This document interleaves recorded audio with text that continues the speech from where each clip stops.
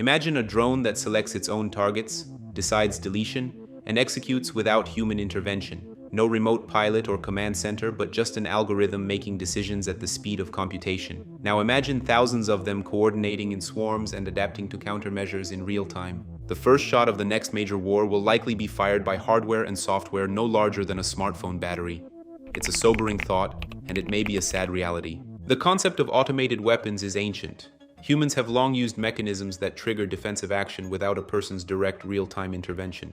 Ancient fortifications employed counterweighted gates and portcullis drops that could be released to fall automatically once a latch was tripped. Booby traps, pits, falling stones, and tripwire-triggered darts were common as well.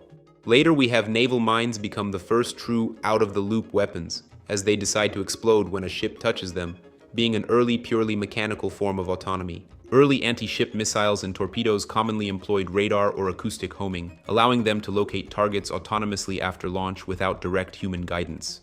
By the 1960s, we began training computers to mimic human reasoning through the development of the first mobile robot to both perceive its environment and reason about actions, including planning and navigation. As these machines get more sophisticated and show up in kindergarten classrooms, our brains adjust. Over time, the technology stops feeling scary, even when it gets a bit wild.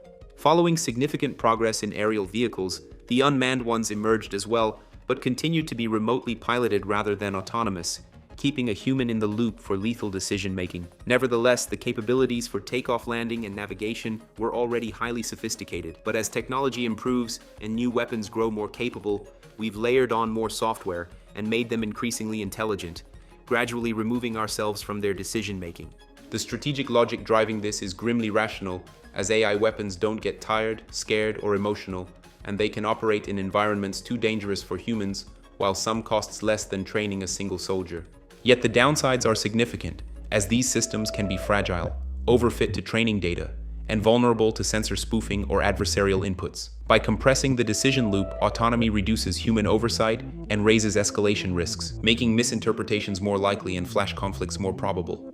These systems are vulnerable to hacking, misuse, and an accelerated AI arms race. International efforts to regulate AI weapons have been weak, as military powers resist binding restrictions, arguing that definitions are too vague and verification is impossible. Yet policy moves when citizens insist. Once these technologies proliferate, putting the genie back in the bottle becomes far more difficult. It is clear that weapon systems must include meaningful human control, where humans make contextualized decisions rather than merely switching systems on or off. Initiatives to ban these small devils and treat them like chemical and biological weapons are underway, because no machine should decide who lives or dies.